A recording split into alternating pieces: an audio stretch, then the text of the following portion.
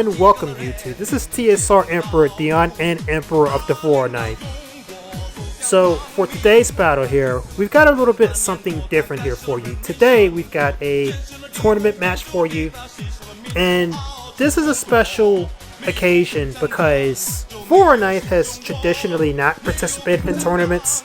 Okay, that's largely due to myself having a disdain for tournaments for various reasons, but lately the 409 has been dipping its toes into tournament play, and one of our members, his name is 409 MDK, he's a Chinese player. He actually hosts tournaments for the Chinese community and he gave us the pleasure of participating in these tournaments of his. And so 409, we put together a two-man team and we entered this tournament against various Chinese players, most of whom are actually quite talented, as you're about to see in this battle. Particularly the one that's controlling Chibi on the enemy team. I really want to give a nice shout out to him. He played very well in this battle. But for the 409 side, the 409 side played this battle extremely well. Okay, they really drove it home and brought home the bacon for the 409th Legion. They really made me proud with this battle. Honestly, they made everybody proud.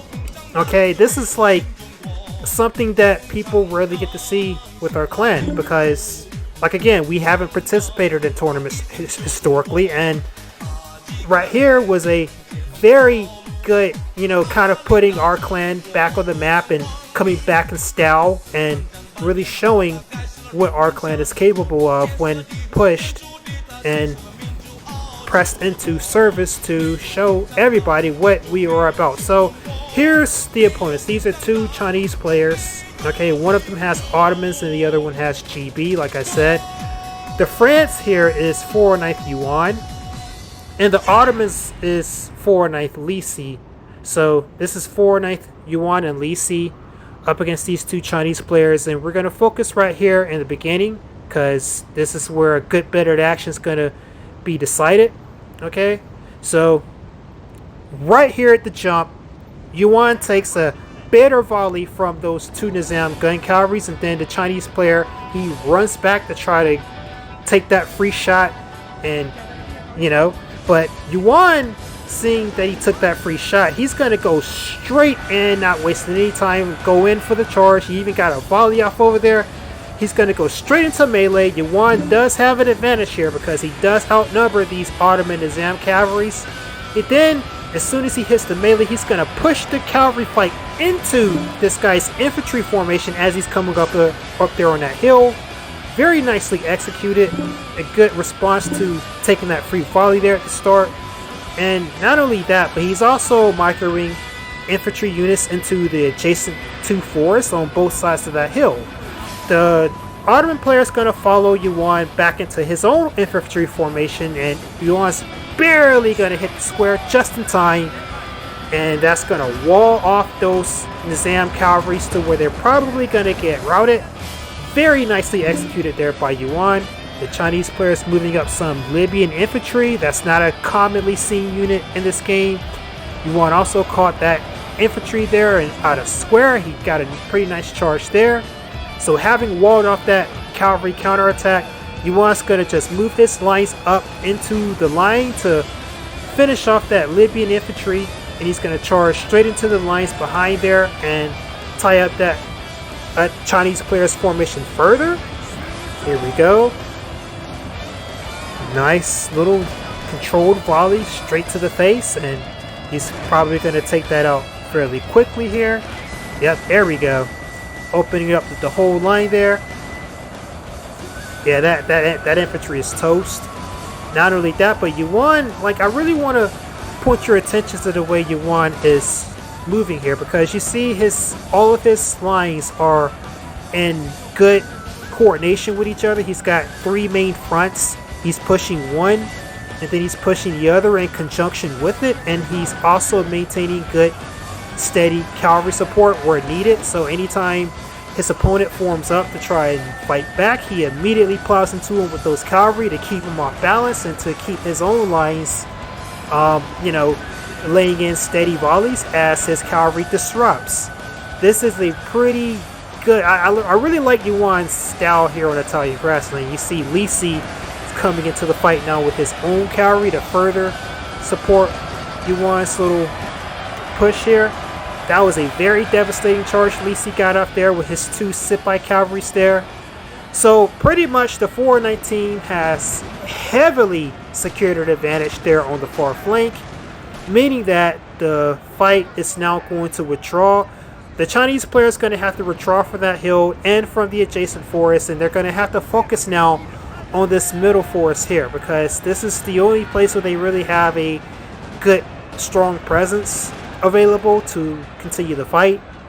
This is where the GB player is going to come into play much more, and where they're going to have to be able to, but Lese and Yuan have also got a pretty strong front here in this middle forest, so it's not like this is an uncontested area. This is just happens to be the only area for which they still have a chance of fighting back here. And they still do have their swords, but so does Lese. Lese also has Ottoman swords, so this is really kind of just fallen into 409's favor quite quickly here. And you can already tell, the battle's largely been won already, despite the fact is this how you honor the 6th house? A comparable force here. Hold on, let me turn down my notifications. There we go. So, yeah, guys. So the forces here, the balance of power here is still roughly even, but you see it shifting ever so slightly in the 419's favor. Now you see here, they're starting to commit and engage each other with sword infantry. Okay. Lese's running in with his swords to countercharge the Chinese player's swords there he sent there. Now, the reason why I said the British player did pretty good in this battle is because I want to point your attention to all these little supporting fires that the British player is laying down here. So you see, like, the British player has melded his own army into the army of his teammate, and he's got he's secured the flanks with his lines. He's got his light infantry position and kind of supporting areas where they can effectively fire upon both Lese and Yuan's forces as they move up. And this is going to result in a pretty good accumulation of kills here for the British player. That's actually going to be one of the reasons why the Chinese team is able to hold out so long here. And you see Lese is moving there off the hill to try and create a new front there. You see the Chinese team, they got off a pretty nice volley there as the fight continues, but Yuan is going to respond with his own rally, so both sides are nice and rally, and the sword infantries are also engaging each other too here. And Yuan's cavalry is doing a devastating amount of damage, honestly, to his sword infantry, because the Ottoman player really lost and wasted all of his cavalry. But you see there, so Lese tried to come down off of the hill to start a new front there. The British player was sitting there in the forest waiting for him to do exactly that. Lese ended up taking a few volleys there as he came down off the hill. He's also losing some of his own cavalry in addition to some infantry losses, so that's going to spook Lese into retreating back onto the hill. That's going to shut that down right quickly there. But that's not an issue, because the fight in the middle forest here is going heavily in 409's favor here. Yuan has done a very good job first winning this hill right here, and then also winning with his adjacent front with the fight in the center with those lines. He gets right up in the face of that Ottoman player with his lines. He lets off quite a few volleys with old guards, and he uses his cavalry to disrupt, and he also uses cavalry to push back those sword infantry.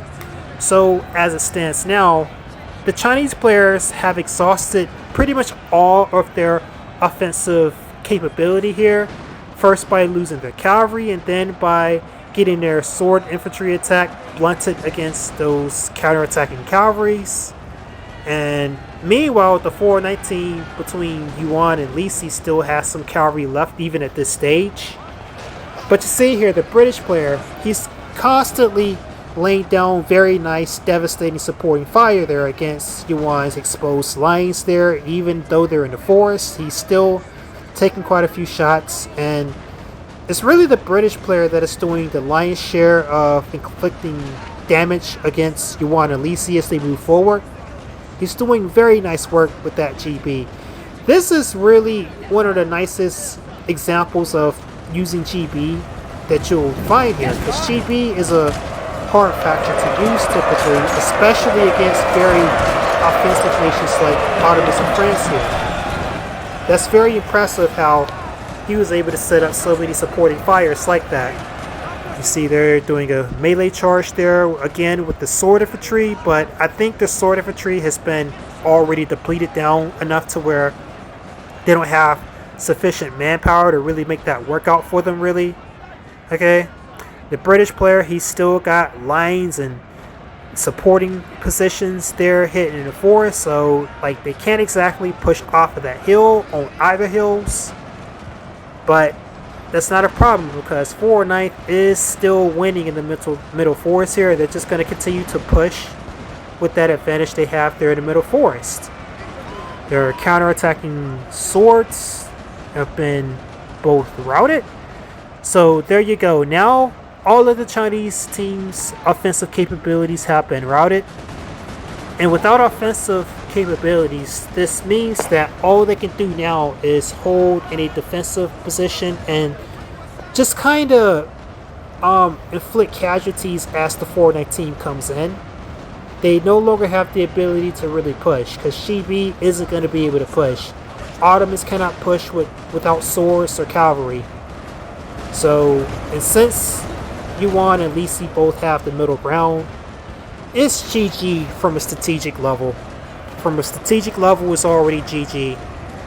I mean, unless the Chinese team fully commits to camping at their spawn, which it's good that they aren't doing that, okay?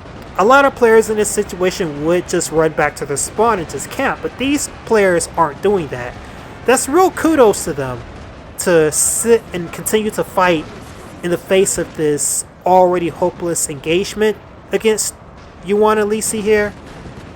You see, he tried to get off a nice cavalry charge there with his last remaining cavalries, but Yuan was able to hit square there just in time. Lisi's going to come in for the counter charge and finish off that last remaining bit of cavalry.